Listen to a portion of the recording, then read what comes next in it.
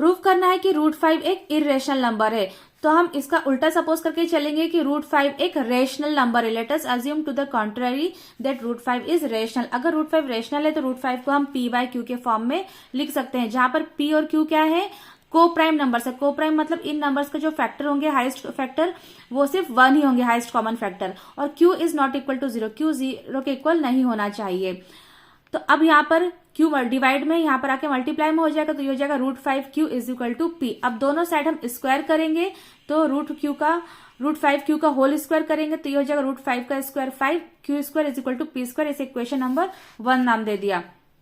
इसका मतलब क्या है कि जो 5 है यहाँ मल्टीप्लाई में यहाँ पर आकर डिवाइड में हो जाएगा। इसका मतलब जो 5 है वो p स्क्वायर को डिवाइड कर रहा है। इसका मतलब क्या हुआ कि जो 5 है वो p स्क्वायर का मल्टीपल है, या p स्क्वायर 5 का मल्टीपल है।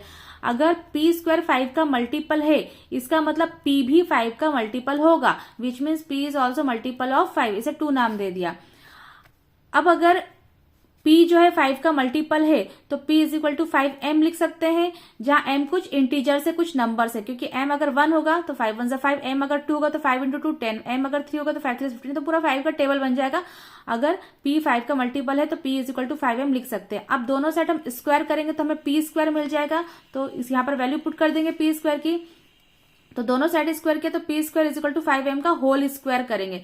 ब्रैकेट लगाना जरूरी नहीं, तो वो सिर्फ m पर स्क्वायर माना जाएगा। तो 5 का स्क्वायर हो जाएगा 25 और ये हो जाएगा m स्क्वायर। तो ये इक्वेशन नंबर 3 हो गई। तो अब जो इक्वेशन 3 में हमें p स्क्वायर की वैल्यू मिली 25m स्क्वायर, इसको हम यहाँ पर इक्वेशन 1 में पुट कर सकते हैं। तो ये हो जाएगा 5 की square is equal to p की स्क्वायर की जगह हम लिख देंगे 25m स्क्वायर, इस तरह से। तो अब यहाँ पर 5 मल्टीप्लाई में है, यहाँ पर आकर डिवाइड में हो जाएगा, तो 5 5 से 25 कैंसिल हो जाएगा, तो q square is equal to बचेगा 5m स्क्वायर। से 4 नाम दे दिया हमने। अब इसका मतलब क्या है, जो 5 है मल्टीप्लाई में डिवाइड में चला जाएगा, तो मतलब जो 5 है वो q स्क्वायर को डिवाइड कर रहा है। इसका मतलब जो q स्क्वायर है उसका मल्टीपल है 5। अगर q स्क्वायर का मल्टीपल 5 है तो q is also multiple of 5, तो q भी 5 का मल्टीपल होगा। इसे नाम दे दिया 5। अब बाय 2 एंड 5 में क्या है कि p भी 5 का मल्टीपल है और q भी 5 का मल्टीपल है। इसका मतलब क्या है कि p and q have a common factor as 5, तो p और q का कॉमन फैक्टर 5 भी है। लेकिन हमने क्या माना था कि p और √5 क्या है, रेशनल नंबर है, इसे p/q के फॉर्म में लिख सकते हैं। और p/q क्या है, को प्राइम नंबर से, इनका हाईएस्ट कॉमन फैक्टर सिर्फ 1 ही होगा, हम ये मान के चल रहे थे। लेकिन इनका कॉमन फैक्टर 5 भी है, जो कि हमारे अजम्पशन को रॉन्ग प्रूफ कर रहा है। It contradict the fact that p and q are coprime, ये कंट्राडिक्ट कर रहा है।